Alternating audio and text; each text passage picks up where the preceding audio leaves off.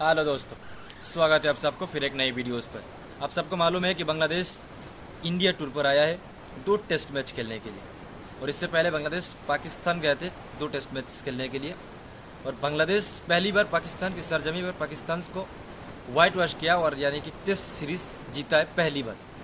और जब ये टेस्ट सीरीज़ जीती, बांग्लादेश की कुछ फैंस, यूट्यूबर्स, एनालिसिस, जो भी क्रिकेट एनालिसिस करते हैं, ये तमाम लोग बहुत उछल रहे थे।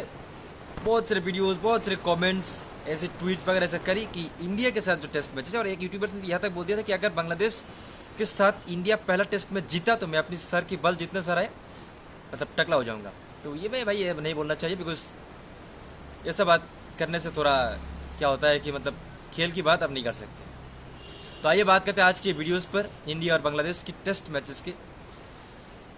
इंडिया और बांग्लादेश की टेस्ट मैच पर टॉप जो पॉइंट ऑफ व्यू से अगर देखा जाए, पहली बार पहले जो इनिंग्स था वहाँ पर बांग्लादेश ने टॉस जीता और टॉस जीत के 1982 के बाद कोई भी टीम्स इंडिया टूर पर आया और इंडिया पर टेस्ट मैच पर टॉस जीतकर फील्डिंग चूज़ करना। और बांग्लादेश के कप्तान नाजमुल हसन चांतुरी ये चूज़ किया कि टॉस जीतने के बाद फील्डिंग चूज़ किया।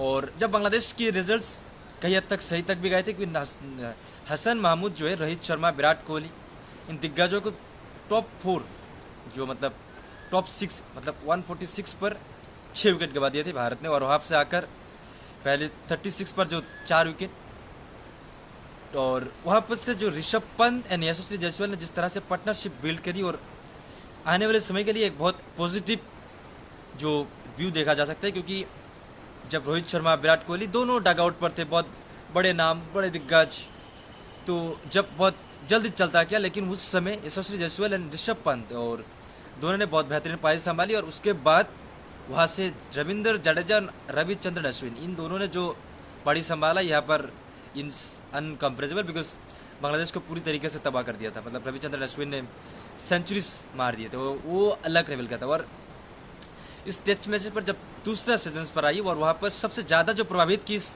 टेस्ट मैचेस पर सेकेंड इनिंग्स पर शुभमन गिल, जो पहला इनिंग्स पर 0 पर आउट यानी कि डक पर आउट, और सेकेंड इनिंग्स पर आकर सेंचुरीज मारना, वो बहुत प्रभावित करी थी। और बहुत इंप्रेस किया इस टेस्ट मैचेस पर शुभमन गिल ने, क्योंकि पहले इनिंग्स पर 0 पर आउट हुए थे।